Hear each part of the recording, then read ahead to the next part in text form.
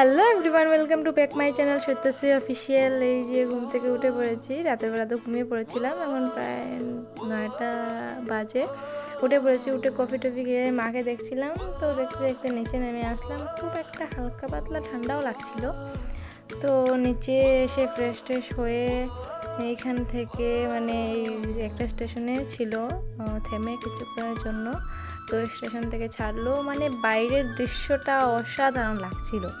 মানে এই বললাম না যে ট্রেনে আমাদের ফার্স্ট জার্নি ছিল, আমাদের নয়, এটা আমার আর কি ফার্স্ট জার্নি ছিল। এতটা এনজয় করেছি মানে ওইটা বলার মতো না। তো সকাল সকাল উঠেই মা ওই রুটি আর একটু ওই চানার ঘুগনি নিয়ে নিল, তো ওইটা দিয়ে আমরা ব্রেকফাস্ট করে নিলাম। আর এইটাকে কি বলে, আমি আই থিঙ্ক ব্রহ্মপুত্র নদী এটা, তো আমার সঠিক জানা নেই, যদি কারোর জানা থাকে তো এইটা আমাকে জানাবে। তো এরপর এই যে বনু নিয়ে নিয়েছে, ও খাবে নাকি চিকেন বিরিয়ানি, তো এইরকম ভাত, এরপর ডাল ভাজা, ডিমের তরকারি, মাছ এগুলো খাবে না, ও চিকেন বিরিয়ানি খাবে, তো এইটাই খাচ্ছিল। আর নদীটাকে কি অসাধারণ লাগছিল, এটা আমার জানার মতো ব্রহ্মপুত্রই নদী। তো ওইটা মানে ভীষণ সুন্দর লাগছিল। ওই পাশ দিয়ে রেল স্টেশন, ওই পাশ দিয়ে রাস্তা, মানে খুব সুন্দর দৃশ্য ছিল। তারপর দেখতে দেখতে খেয়ে নিলাম আমরা একটু দই, খুবই গরম লাগছিল।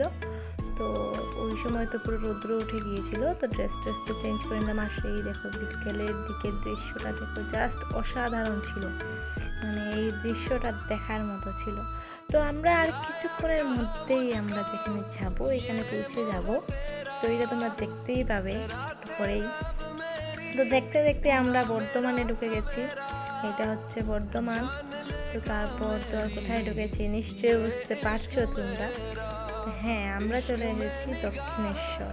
তো এই যে এখানেই ছিল আমাদের আসার কথা, তো এখানে নয় অ্যাকচুয়ালি, মানে ট্রেন থেকে নামার কথা এখানে। তো একটু পরে বুঝবে কোথায় যাচ্ছি, আর কি বুঝবে, বুঝেই তো গেছো।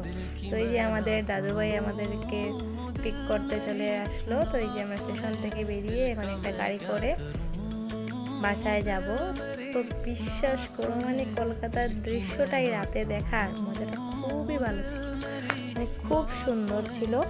তো আমরা চলে এসেছিলাম কলকাতা ঘুরতে, বুঝতে পারলে এখন। তো তো কলকাতা শহরটা একটু ঘুরবো বলে এসেছি দাদু বাড়িতে। তো এই যে আমরা চলে এসেছি গাড়ি থেকে নেমে, এই যে লিফটে করে এখন চলে যাব আমরা দিদিমদের ঘরে। তো এই যে আমাদের ব্যাগ নিয়ে পুরো টায়ার্ড হয়ে গেছে আর কি, দুদিনের জার্নিতে পুরোপুরি। এই যে ঘরে এসে গেছি, এখন একটু যাব, গিয়ে ফ্রেশ হয়ে নেব। খুব মানে টায়ার্ড লাগছে নিচে গিয়ে, সবাই খুব টায়ার্ড ছিল। তো যাই একটু ফ্রেশ হয়ে নিই। তো এদিকে ফ্রেশ ট্রেশ হয়ে এখন ভাবছি রাতে ডিনারটা করে নেব।